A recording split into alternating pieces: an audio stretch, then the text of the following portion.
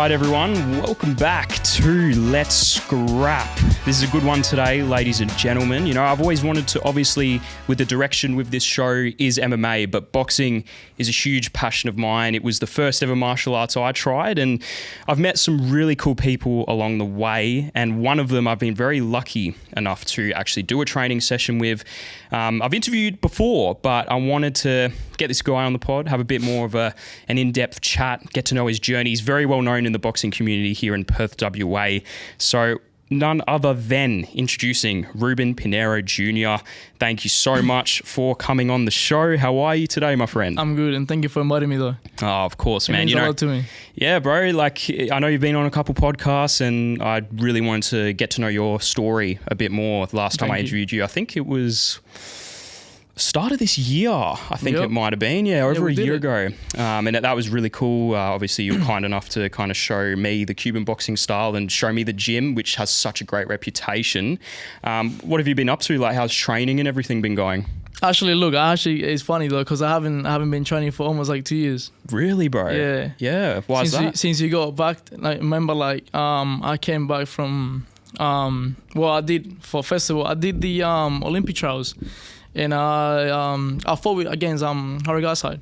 Yeah, that's right. Yep. And then after that, I decided to go to Spain because I wanted to go to the World Championships. Mm-hmm. So I stayed there for like literally a whole month. I was meant to be there for a whole month, but a week before, I was literally training with the whole national team.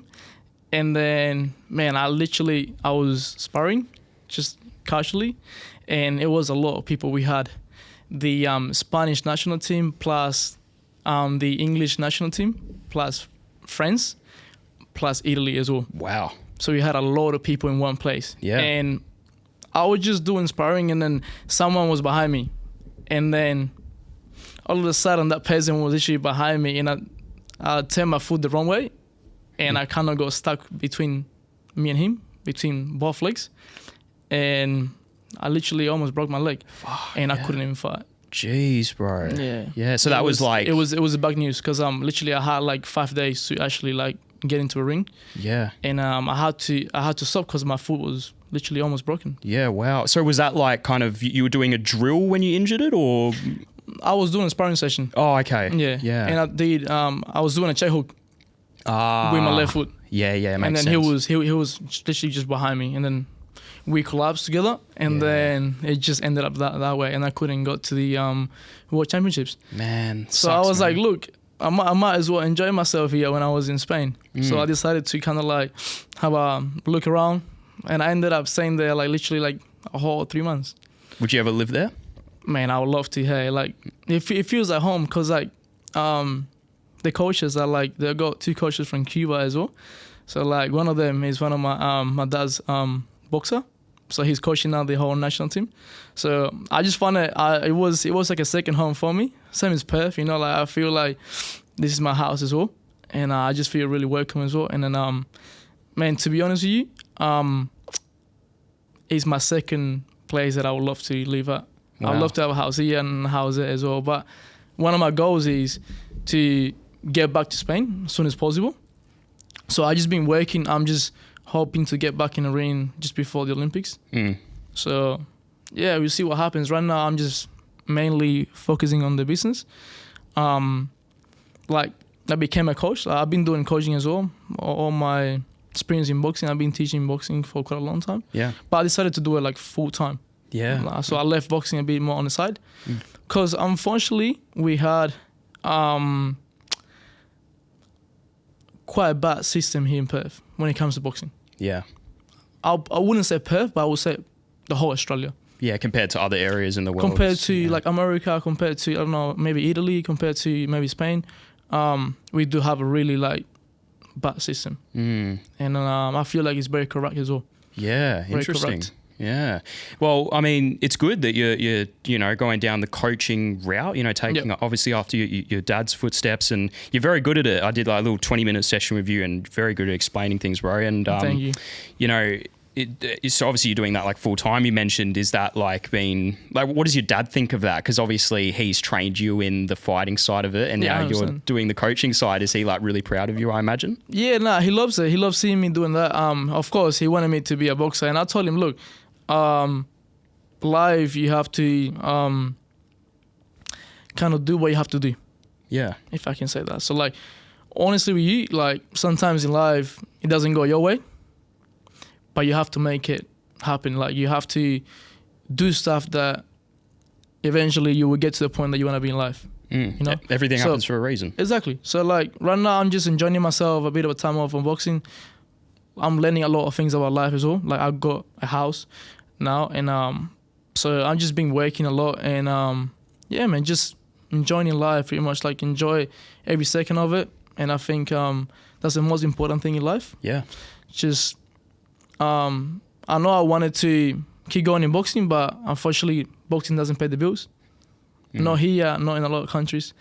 I got a lot of friends hitting me up from like literally around the world, and they're like twice world champions, and they have a lot of things achieved in boxing, but they don't have money. Yeah. And that's the sad situation here. It happens to a lot of fighters, you know. It's a shame, man. It's a shame because, you know, so much talent is waste, and I've seen it. Yeah. I've seen it. Yeah, right. So, well, I just wanted to take a little bit of a step back in obviously your life and your career. I wanted to get a bit of a background. I do this with everyone I interview on here. I know you've spoken about it on other podcasts, and briefly I kind of asked you about it last time we spoke, but obviously you weren't born here in Perth. You were born in Cuba. And, yeah, I was actually born in Cuba. Yeah. So what was it like growing up there? Like, I think what age were you when you came to Perth? I came here when I was 13 years old. 13. Wow. So you spent like quite a while in Cuba. Like, how'd you find it over there?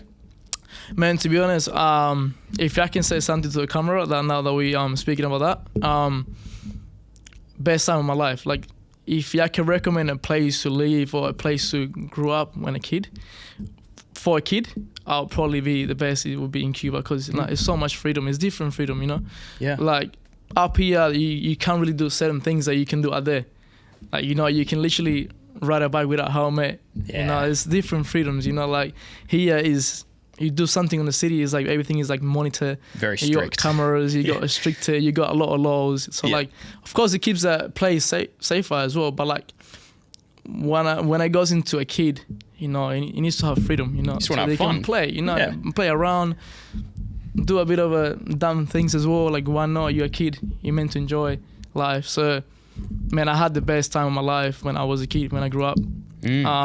And believe it or not, Cuba is a very safe place. Yeah, I've always wanted to go there, bro. It's like it seems very nice. I've heard great things about it, and obviously and the culture is so much different as well. Like, you know, you get people running around, kids playing soccer, baseball on the street. You know, like, you know, you will hear the neighbor, like your neighbors are like your cousins, your neighbors are like your aunties, your neighbors are like, you know, you live right next to them, so you pretty much spend your life with them. So they become like a family, like a whole neighborhood becomes your family. Yeah, and that's the most interesting part of it, you know. Yeah. Here, I feel like I don't even know my neighbor. Yeah, it's interesting. I mean, I've lived here my whole life, and I definitely see what you mean. I feel like Perth is, well, just Australia in general, but especially Perth. It's the most isolated city in the world. Yep. It's like people were very like shut off in a way. They're kind of in their own little world, and once they make their connections with family and friends, that's it. Like, it's interesting. You know, I love Perth. You know, I've lived here my whole life, and I love Perth as well. Of course, yeah. I love Perth as well, but I'm just saying that the different way. I mean, I got to experience two different worlds. You know. Yeah. I come from a country that has a dictatorship. Yeah, you know, so very different. So you have certain freedoms. You can do a lot of things. No one will bother you. But when it comes to like speaking up against the government, you can't really do that.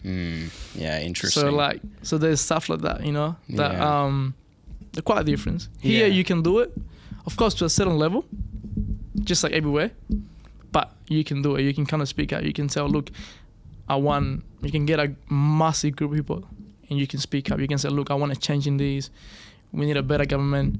We need a better, you know, system as well. which we don't have that. If you speak out there, you get locked up immediately. You know, or the apologies disappear you. Wow. You know, it gets at that. But once again, it's a safe place, and the only reason why is because the government controls everything. Wow. Yeah. It's interesting, man. Yeah, I've heard similar things about. It's not just Cuba. There's many places in the world that are obviously so much different to each other, and I feel like no matter where you go, every place has good things, bad things. You know, it's just like life. You know. Yeah, that's exactly right. Can't be perfect. Yeah.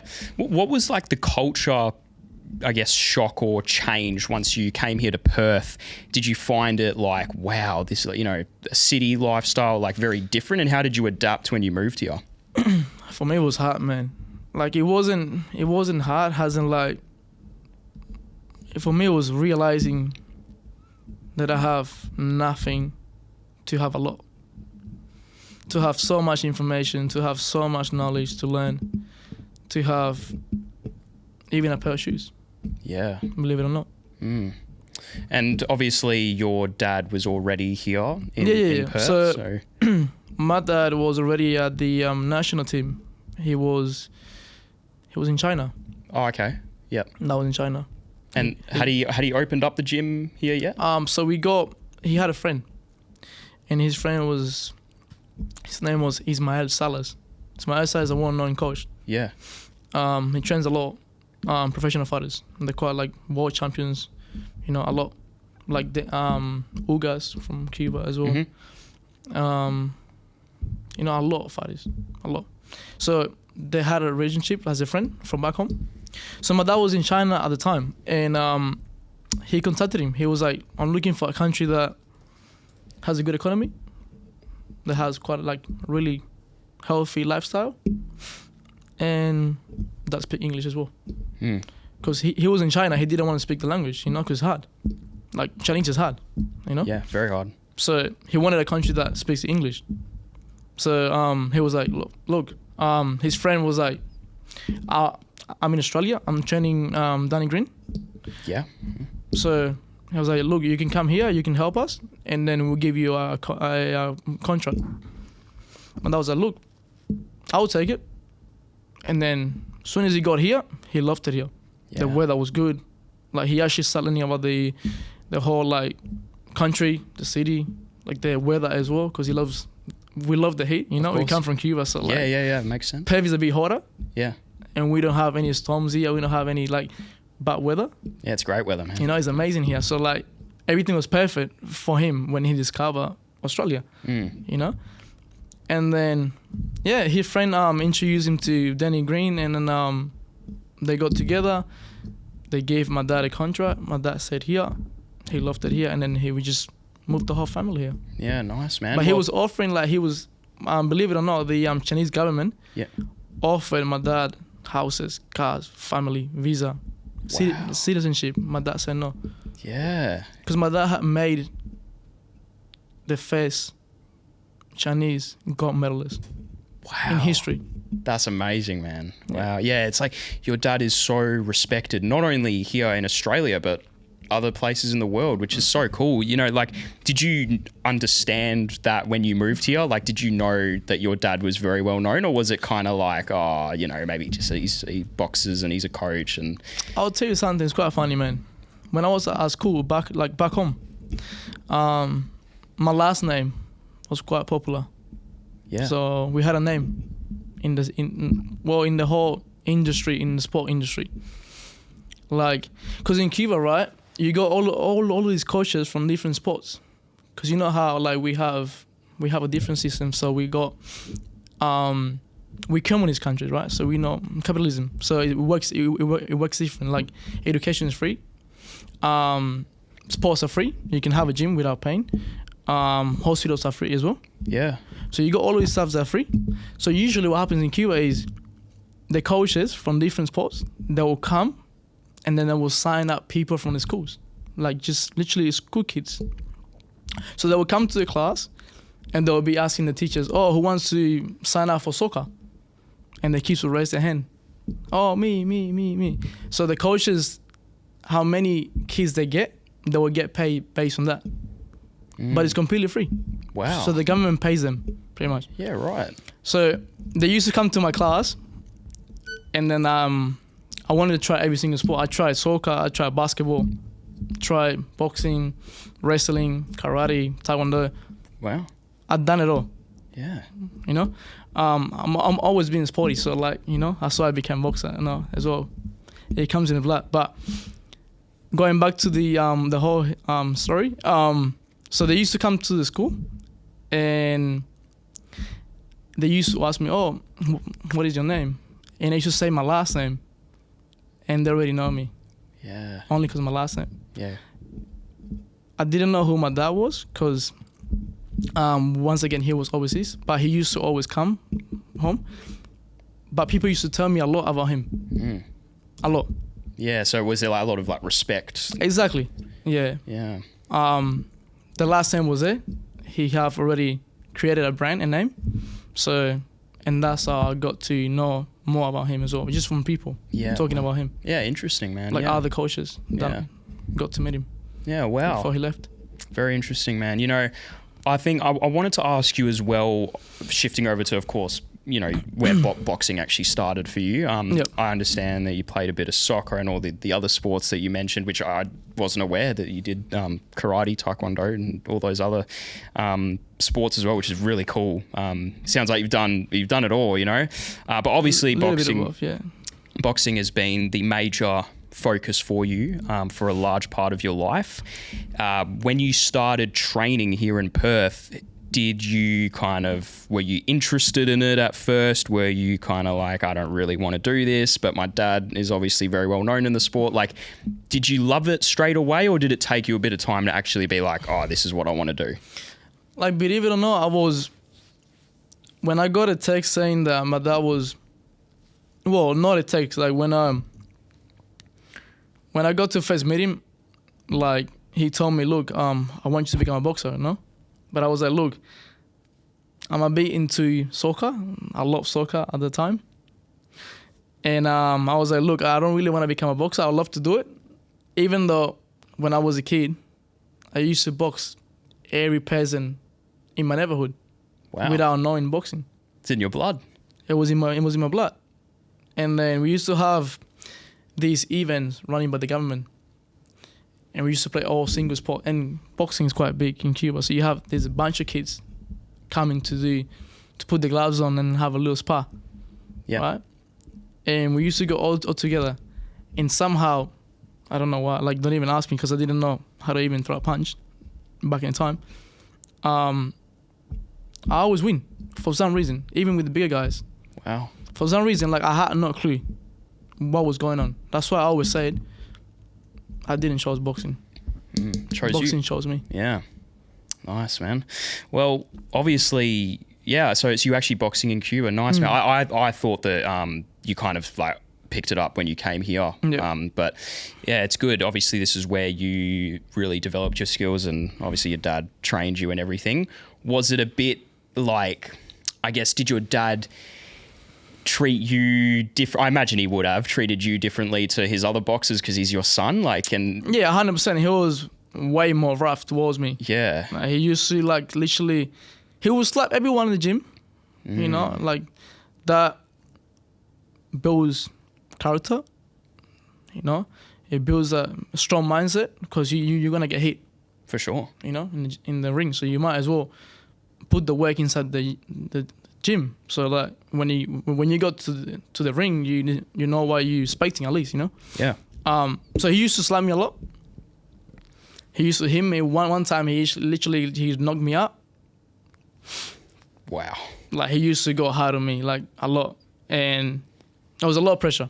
Yeah. There was a lot of pressure. I imagine. The reason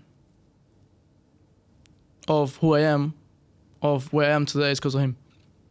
Yeah. 100%. He made you stronger. No doubt. 100%. Yeah.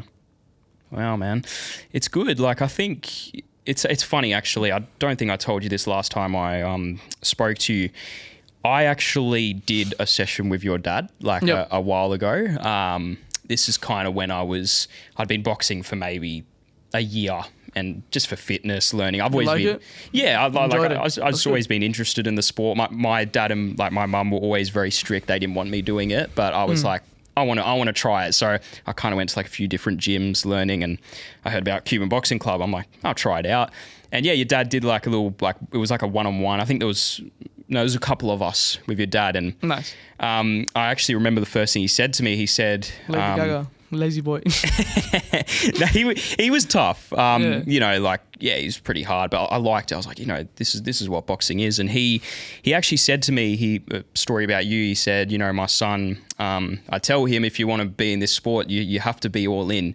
He likes soccer. I tell him, you know, you have to be very focused in this if you want to fight and everything. Yeah, 100%. I found that very interesting. It was a wake up call for me because that's kind of when I started to realize, like, hey, boxing's no joke. Like, of course, No, it's not. like, you know, if you want to just do a bit of fitness, bit of fun, that's okay. I'm sure you train people like that. But if you 100%, it's good for your mental health. It's good for your health. yeah, Like, if you want to recommend a sport, I've done every single sport you can think of. yeah. Well, Not swimming though. yeah, but, I don't like swimming, man. When it comes to like sport, I have tried all of them. Yeah. And boxing has been the hardest one, man. Yeah, for sure. I agree Boxing with you. is different level, man. Like, Yeah. it's a lot of things that go into boxing. It's not physical. It's more mental. Yeah. I was always into basketball kind of growing up, and then I slowly kind of moved into boxing and some other martial arts, and I thought I wanted to fight, but then I realized, like, hey, It takes a lot of time. it takes a lot, and I'm okay with admitting that Yeah. I didn't have the right mindset for it. It's but- hard though. It's hard. Yeah, and that's why I have so much respect for people that do it, like yourself. And Very hard. I find it interesting as well because you lost your first few amateur fights. Is that right? Yeah, I did. Yeah. So what was that like? You know, what made you want to keep going, and what did your dad say to you after losing those first few fights? So my dad wanted me to fight because he saw potential in me. He was like, look, I know you're good. I know that you're not ready right now, but you're still gonna go inside the ring. Like, it doesn't really matter. You have to show me. Yeah. And because, you know, I was his son, and I was from Cuba as well. So Cuba has a really like high quality boxers as well, really good boxers. So they put me against already national champions that have way more experience than me. Oh my gosh. Like, I had no fights. This guy had like 30 fights already, only because of my name. Yeah. A lot of pressure, man. A lot of pressure. But yeah, I did lose maybe 4 of them at the beginning. But then I did the rematch again, and I beat every single one of them. Man, love that. You learn a lot from losing. Like, I think A lot. Yeah, it's like, do you think if you hadn't lost those that you would be the boxer you are today? Like, do you think losses really shaped you into the boxer that you are? Oh, 100%. Look, to feel what it feels like to win in life, you have to lose. If you don't lose, Yeah. you don't know what is winning like. Yeah, you get too comfortable. I think you look at Floyd Mayweather. He lost in the Olympics, and then he never lost again after that. He went 50-0, and 100%. there's a lot of fighting stories. There's like a lot of fighters that have great success in the sport, but there's no winning without losing. Yeah, I definitely agree with that, man. Talking about the Cuban boxing style, obviously this is the main thing that I spoke to you about when I came to the gym. Those listening or watching, you can actually go and check out that video. It is on this channel. I did really well, actually. I think it got like over 5,000 views on YouTube, and learning about the Cuban boxing style, I really enjoyed it. It's something I've always been interested in. But I reckon we should do another one. I think we should as well, man. We're gonna do a bit more like technical stuff, and Yeah. I reckon it's gonna get way bigger now because I have a plan. All right, man. I wanna share something to the world that I have never been put out there in any social media. I'm very keen. Do you want to tell me off camera, on camera? Save it. I'm not gonna say too much, but it's gonna be a special one. All right, man. Just stay tuned to this guy. This guy's amazing. He does an amazing job. Thank you, bro. I look forward to. I'll take you up on that when we cut the cameras. Stay tuned. But how different is the Cuban boxing style to your regular, boxing style? Because I definitely found it was, in a good way, it was very different to the other gyms I've trained at here in Perth. And I guess what is the advantage of Cuban boxers compared to your American or your Aussie boxer? So there's one thing I always say through my experience. You can't have a good boxing without your legs. Yeah, that's your base. That's your base. It's kind of like a building. If you're trying to build your house and the foundation of the house is not strong enough, what's going to happen to the house? It's going to fall down, bro. It's going to collapse. Yeah. Simple as that. And then I will tell you one little thing as well.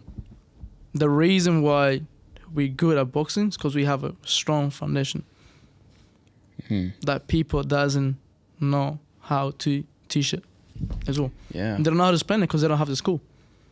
So what makes a boxer a better boxer is not the hands, it's the legs. Yeah. I think the Cuban boxing styles are all on the feet, right? It's all the All in the footwork. legs. Yeah. Exactly. It's like you're dancing in the ring, kind of. That's the saying I've seen a bit. It came from the from Russia. Back in the time, Cuba has you know how I told you about politics already? Yeah. Cuba was part of, like, back in the time, on that communist party with Russia. Wow. Yeah. So the Soviet Union. Yeah. I didn't know that. Yeah. So we're quite a mix up. Yeah. So you start to copy the Russians.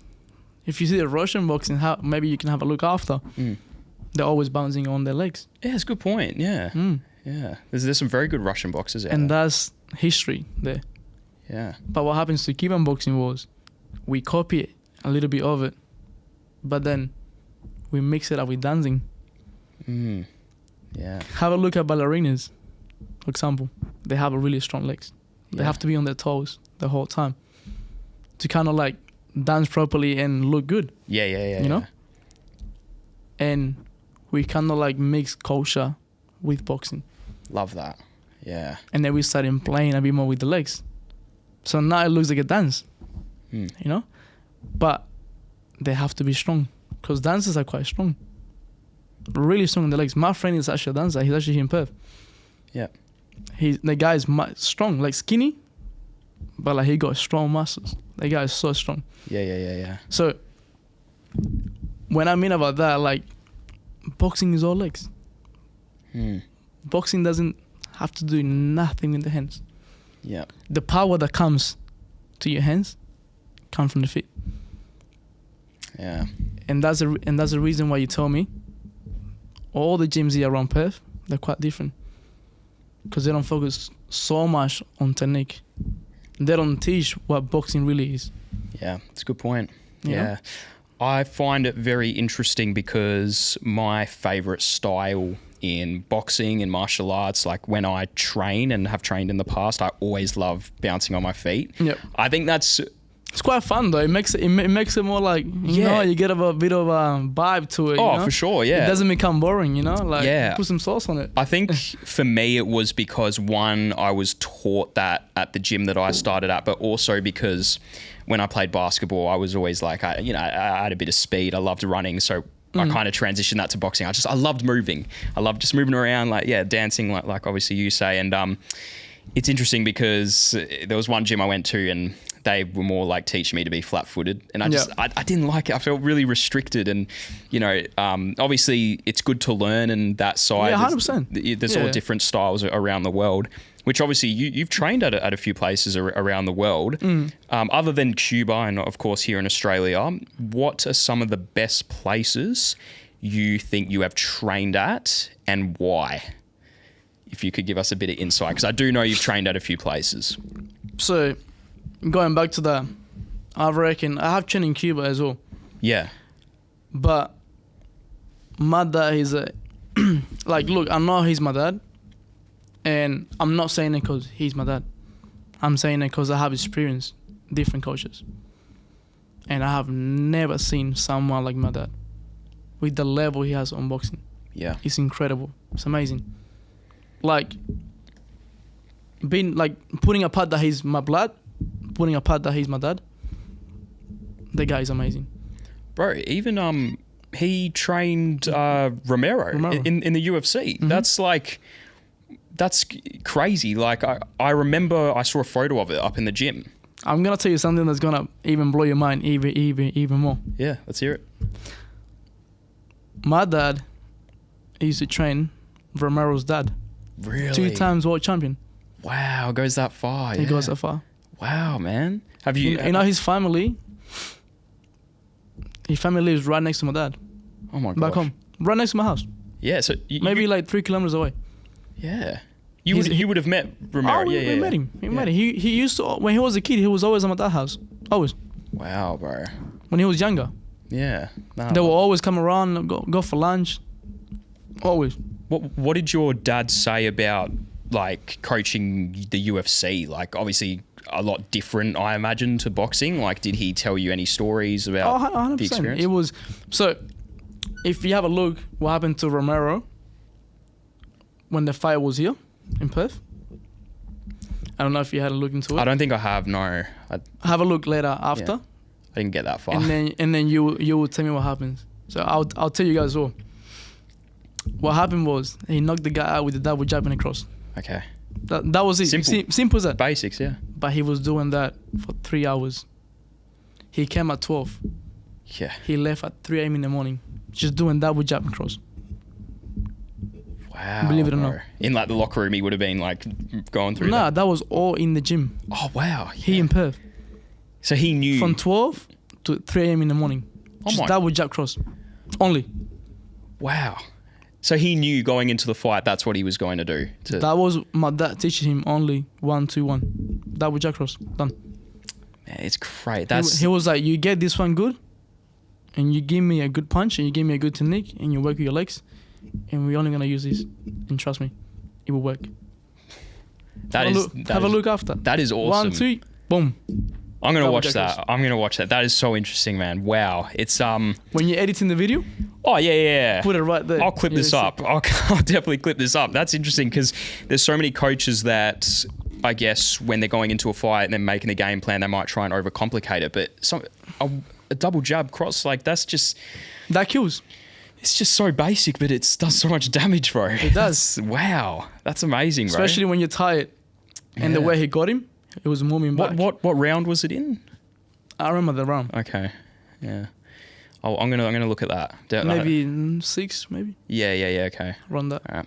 I'll give that a watch. Very, very interesting. I will tell you another thing as well. Yeah. Out of the book. Romero literally passed out. Like after the fight. As in like on the training session. Oh, He was so dehydrated that he literally, was this before or after the fight? before the fight, Oh my gosh! Wow. Jeez. he was so dehydrated that he literally was out. Wow. And he ended up making weight. He ended up making weight, Yeah. but my dad was giving him water with a needle Oh my gosh. on his mouth. He was literally on the stage that he was vegetable, like he was at that. He couldn't even talk. Bro. I think I remember seeing a photo of Romero on the scale and he looked very drained. Yeah. What's your experience has been with weight cutting? Like it's so tough, bro. From the Look, stories I've heard. I'm the type of person that it didn't cut a lot of weight. The only reason why, because I maintain myself in a good way. I did have a lot of discipline when it comes to eating. Yeah. And I used to eat like really strict with my diet. Not salt, not oil, fresh meat, fresh veggies, water, and that's it. Do you feel like you were eating a lot because you were burning so much in training, or were you kind of keeping it like at a decent level? Look, even though I wasn't fighting, I always keep a good diet all the time. All my career, I had a good diet. Yeah. I was really healthy. Yeah, you have to, bro. You have to be disciplined, and that's key. If you want to become an athlete, number one thing is make sure you sleep well, and you get enough hours so you can recover your body. And then secondly, eating. Yeah, it's a big thing, bro. But the most important thing is sleep. Yeah. That's how you recover your whole body. People don't talk about that enough. I think one thing, it would be interesting to get your perspective on this, especially at your age, and I guess there's a few athletes I've spoken to that are, that on the younger side in that martial arts scene. And one thing that I always love asking them is their lifestyle outside of boxing or martial arts, whatever they're doing, because when you get to a certain age, it's like you start going out, your friends want to party and all those things. Did you experience that here? And were you very strict, like, I'm not going to go out, I'm going to get my rest and not drink, or any, like, how strict were you with that side of your life? Because it's hard, especially I'll call myself lucky. Okay. How come? The only reason for that is because I hate drinking. Wow. That's a blessing, bro. And that's a blessing. Yeah. I think I'm similar. I'm not big on it. I won't say I don't drink, but I'm not big on it either. And there was a point where I wasn't like trying to fight or anything, but I took my training very seriously, just because, one, I wanted to get in shape, and I loved it. I love training. So I didn't drink why not? For a year straight, bro. And that was like when I turned 18. So that's crazy. That's good. All my friends were like, "What are you doing?" I'm like, "I don't know. I don't want to drink." It's a good discipline, very good discipline to have. I call myself lucky, man, because I got maybe two things that I fear the most. Heights.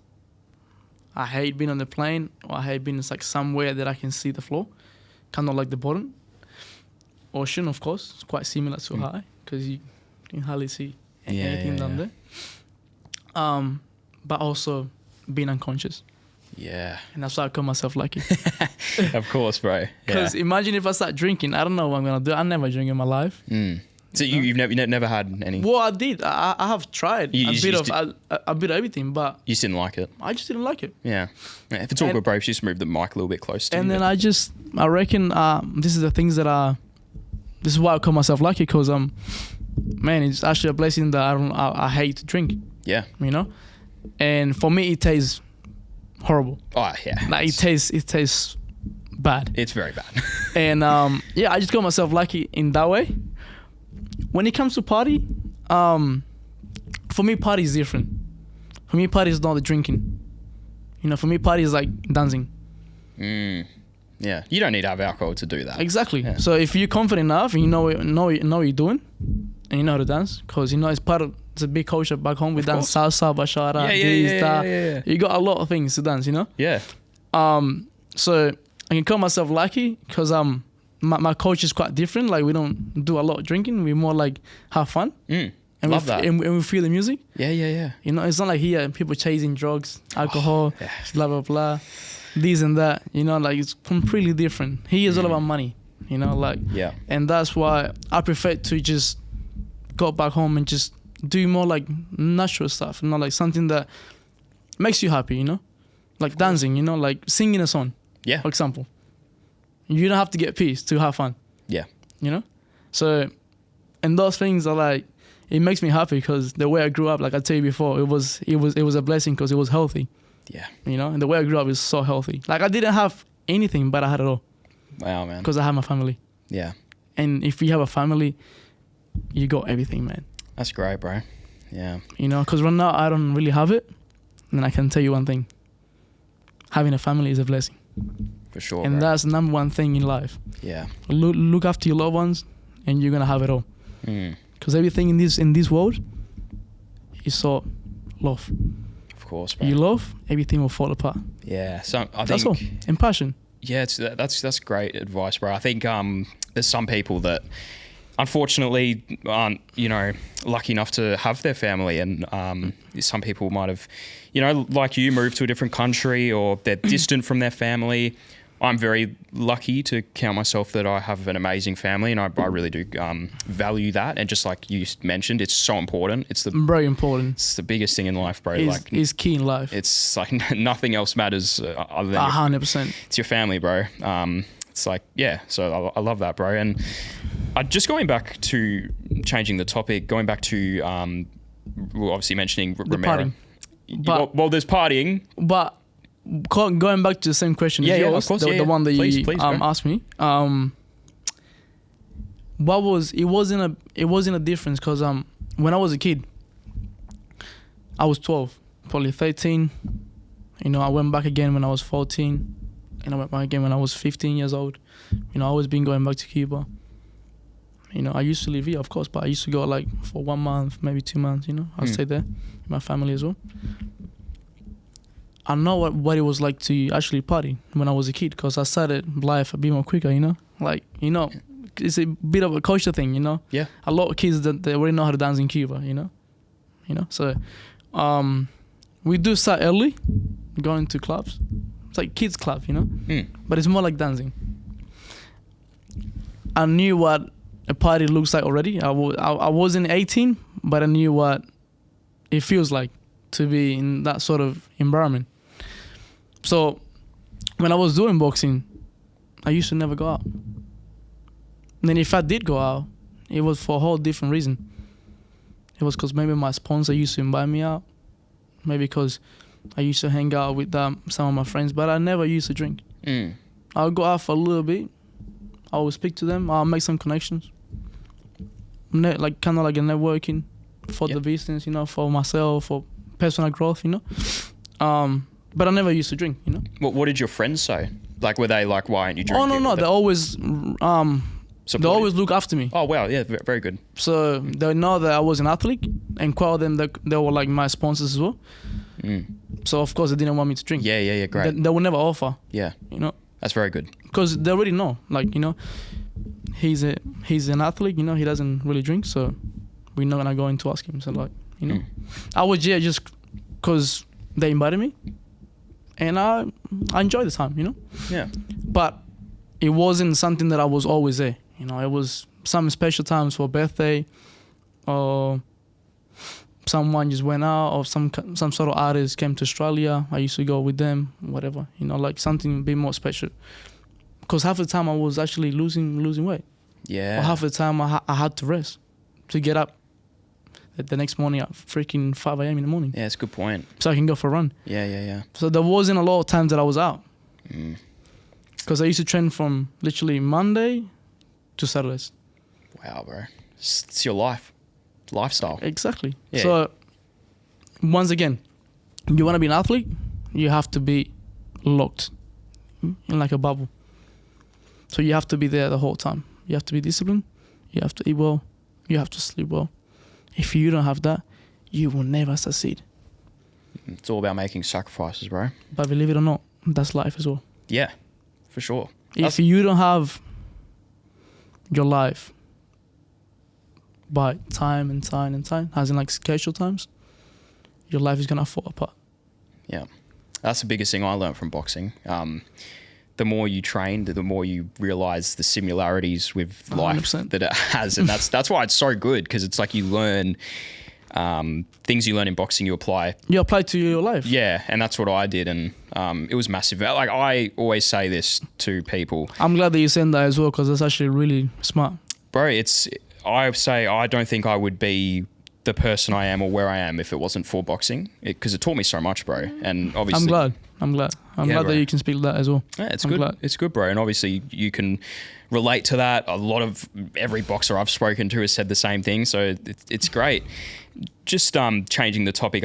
This is a question that I wanted to ask you. Yeah, for sure. Obviously we were talking a little bit about UFC and Romero. And do you think boxing is, I don't know if this is the right word to use for it, but do you think boxing is harder than UFC? Obviously, they're completely 100%. Very different. 100% it's harder. Why is that your view? Why do you think it's harder than UFC? I'll only tell you one thing. In your own personal experience, how hard it is for you to actually pack a punch properly. Like to actually throw it, boom, on point. It's pretty hard, bro. It's like... How many lessons do you have to do to get one punch right? Like quite a few. Quite a few. With the big gloves as well. With the big gloves. Yeah. It's hard. And you have to put a lot of time into make yourself more professional so you can hit properly. So in boxing, that means you have to be what? Tell me. You have to answer your questions. More on point. On point. Yeah. Yeah, it makes it harder. You have to be more technical. Yeah. It's kind of like a chess game. Yeah. Yeah, definitely. Physical chess. Exactly. So I'll go back into MMA now. MMA, you can do so many things. I could literally grab you right now, throw you to the floor, give you 2 kicks. I don't even know how to kick. Yeah. I don't even know how to grab. Let's say that. Mm. I don't have to be professional. That's a good point. Elbow, knees. I can do whatever. I can do this. But Yeah. I can hit you this way. I can hit you that way. Yeah. You're done. And that's MMA. And I could literally just you can knock me out, for example. And you have no clue. Yeah. Interesting, bro. You see my point? Yeah. So I do agree with you. Boxing, it's like you're getting hit more. You do get hit more. And MMA, it's like you get hit with one big hit, it's done. It's done. So it makes it easier. Yeah. Because if you know how to punch properly in MMA, you can finish the fight so much easier. Boxers, they're used to get hit a lot on the face. Yeah. So it becomes like a guard. Even though you hit them lots of times, they won't get down. But because they get hit every single day. Yeah. So we're used to it.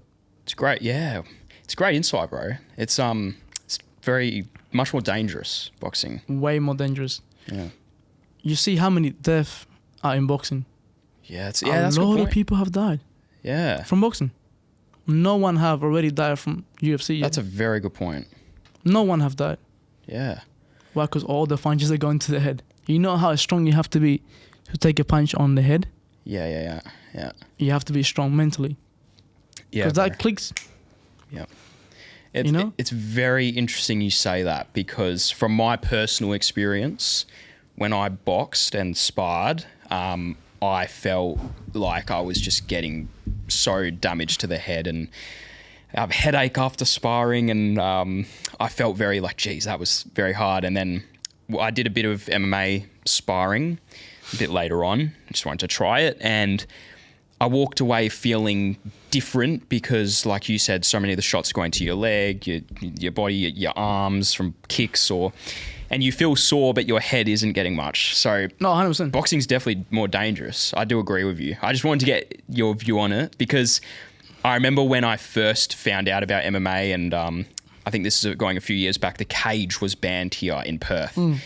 And I remember watching it, and the first thing I saw was like Conor McGregor like throwing like a knee or an elbow or something. And I'm thinking, that's the most dangerous thing I've ever seen in my life. Like, why would you want to do that? Yep. But then when you explain it, just like you did just now, it's like, oh, hang on. Yeah, wow. Like, boxing is actually more dangerous because you're getting all the hits to the head, multiple hits. And not only that, if you get knocked down in boxing, 10 count, 8 count, whatever, you get back up. That's a good point. I was going to get that. Yeah, I thought I beat you to it. But yeah, no. That's actually a really good point. Yeah, like you get back up, but UFC, it's like fist on the ground. Start beating you up. That's it. You're done. It's kind of like a street fight. And that's why I always tell you boxing is harder. Yeah. Because it's not a fight. And so many boxers are going to get back up because they have the heart. That's exactly. Yeah. So you need heart. Yeah. You need a good mindset. You need a strong mindset. Yeah. But there's another thing that goes into it as well. Boxing is not a fight. It's like chess, like you mentioned. And boxing is an art. Yeah. That's a good point. It's the art of boxing. Yeah. And that's why it's harder. Yeah, that's true. That is true. You see guys get into the cage a bit scrappy. Boxing is it's like the beautiful science, you know. It's It's a gentleman's game. Yeah, it's true. I like how you used chess as a reference, because I've definitely found that. It's like the first time I sparred, that's when I really realized, I'm like, you actually really have to think a lot. What shots you're going to throw. You can't just go in, even though it might look like that from the outside, or someone that doesn't train, they're just throwing hands. Once you're in there, it's like, okay, if I throw my left, I'm leaving myself open. I have to dodge. I have to move my feet this way. And it's a whole... Same with MMA as well. But what makes it easier is that you don't have to be really professional. Yeah, that's a good point. Anyone can do it. Like I said, it's like a street fight. Yeah, interesting. Yeah. You know? It's good insight, bro. No, thank you for that. It's just a whole different thing, you know, like, and of course, MMA is dangerous hell. But the only thing that makes it easier, like I'm gonna answer your question, is that you don't have to be professional. That's all. Yeah. And that will answer your whole question. Yeah. It's great answer, bro. Thank you for that. It's probably, I think I've asked a couple fighters that. It's probably the best way I think you've described that. That was good. Even though some MMA fighters, MMA fans might not like it, I definitely think it's true, and I do agree with you for sure. This has been a great chat so far, Ruben. I just want to finish off with a couple questions for you. Obviously, you mentioned at the start of this show that with training for yourself, it's been a little bit, different. You're taking more of a focus into coaching, and I'm guessing that you do obviously want to get more into the fighting side and, get back into your own personal training. I would love to. Yeah. I miss it a lot. Yeah. What are the goals for you moving forward in terms of fighting, training? Is Olympics on the cards for you? What does that sort of look like for the next couple of years? I will tell you the reason why I stopped fighting. One, because I don't like the system we got here. That's one thing as well. It doesn't pay the bills, like I said before.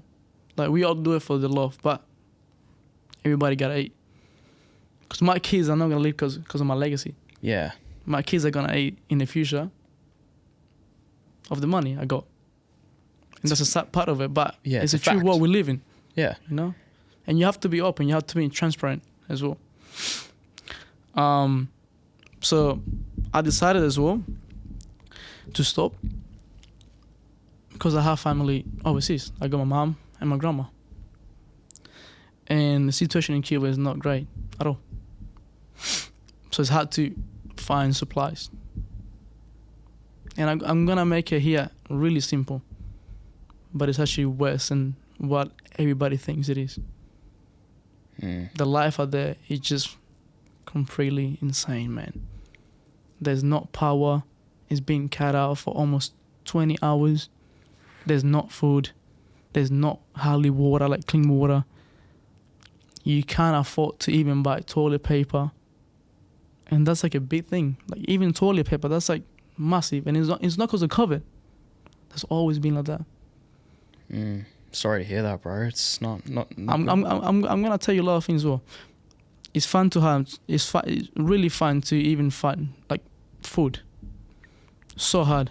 Like, it's not like you go in here to a shopping center and you can buy whatever you want. It's not like that. Shops are empty. Wow, man. The government supplies people, and they will give you like a booklet where you got certain things. Really? So they will write it down. It's like bread, and they will take it off, and you can only eat one bread a day. Bro, why is it like that? Like, it's been there for 64 years, and nothing's changing. Nothing's. But you tell me why right now? Cuba, as in like the people from Cuba, they don't have the weapon to do it. Yeah. To defend themselves. Government's too powerful, or they're too powerful, but they have the whole control. So it's not like America. If something happens in America, the American people, they can defend themselves. Yeah. Because they got weapons to fight. Interesting, yeah. Which is bad as well, because, of course, you need to have some sort of like regulations in the country, because otherwise you have a lot of killing, and that's what's happening in America as well. But what Cuba did was so smart. They took all the weapons. Now they got the power, and it's hard to take them out of the power because we don't know how to defend ourselves. We only got a knife, machete, rocks. That's it. Yeah. Is the population playing a part in that, you think? It's 11 million. It's 11 million people. Yeah, has that grown significantly in the last 10 years? But on the outside of Cuba. Oh, yeah. Everybody's going away, man. Yeah, okay. And that's the reason why I have to stop boxing, because it wasn't paying the bills. Plus, I got family overseas. Yeah, they're not living a healthy life. Yeah. They don't even have power. Plus it's a tropical country. We have no power. Plus bunch of like mosquitoes flying around. You get sick from mosquito. You get fever. Plus there's no power in there. How can you get the mosquitoes away? You have a lot of things in those poor countries that nobody knows about. Yeah. And then I can tell you because I have lived it. Of course, yeah. And when I was there, it was actually better. And it was horrible. Like, the living, shit. I'm sorry to say this, but it was bad. Imagine now. Man, I haven't been back in 5 years. But I can tell you one thing. I cannot imagine what they're actually living. Yeah. Like I have no clue. Because after COVID, you know how we got bad all around the world? Cuba was already bad. So got even worse. it got even worse. Yeah. So like before we didn't have nothing, and now we got less. Which is what? Yeah, bro, it's nothing. People bro. are eating Yeah. bread with like literally oil and salt for dinners. Yeah, sorry to hear that, bro. It's like I'll tell you one thing. Whatever I'm saying right now is such a little information for what is happening out there. And I know it's deep as hell, but it's true though. That's what's happening. a lot of things are happening. And then I was like, look, I need to start working. I need to get the family over. It's a lot of money because the government wants you to pay a lot of money, of course. But eventually I made my way up. Eventually I'll start working more and more and more and more. And eventually they can come here. Right.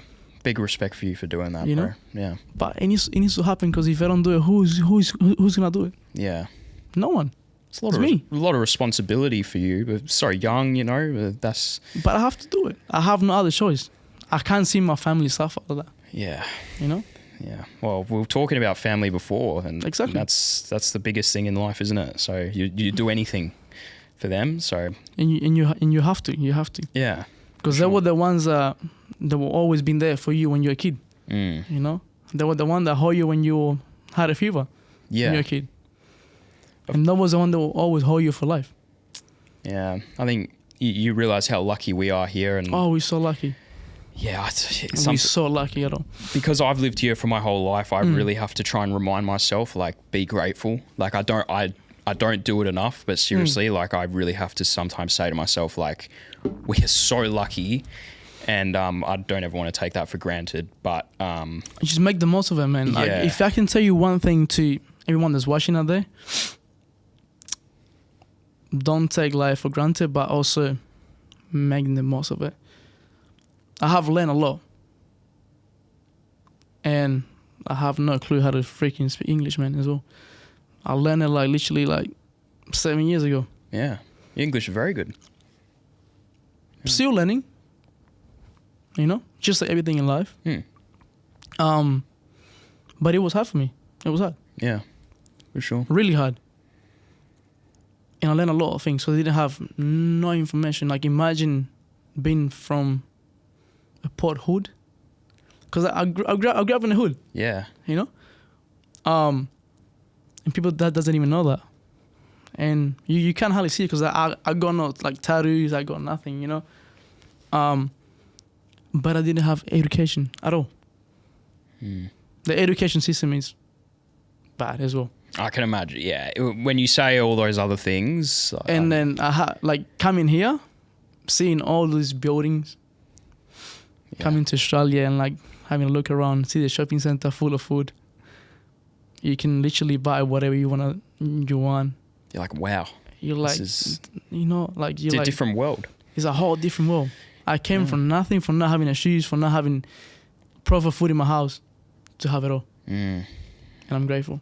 Yeah, I love that, bro. Well, I really do hope that you, of course, by the sounds of it, boxing isn't your main priority in a sense of you fighting, but I really do hope that you can find a way to obviously get back to that competing I would love to level. get back into it as well. 'Cause My you're goal very is good. to make it before the Olympics, at least a year before the Olympics. Yeah, Because already in the boxing, all I need is just fitness. for sure, bro. And you are very good at it. I've seen, obviously not live, but I've seen, you box, and a lot of people listening now that know you, even if they don't know you, you're full of talent. So I think just, keep working hard, obviously prioritize your family, bro. And that's what you're doing. Big respect to you. But Thank you. yeah, I hope to see you, of course, fighting and being at that level, bro, because that's where you belong. And Thank you, bro. so Appreciate it. it'll be good to see. This has been an amazing chat. Thank you so much for coming on the show, bro. Always my pleasure. It's been a pleasure to have this chat, and hopefully we can do another video at the gym. 100%. See It's what's- going to be a bit more special because now I know what to do.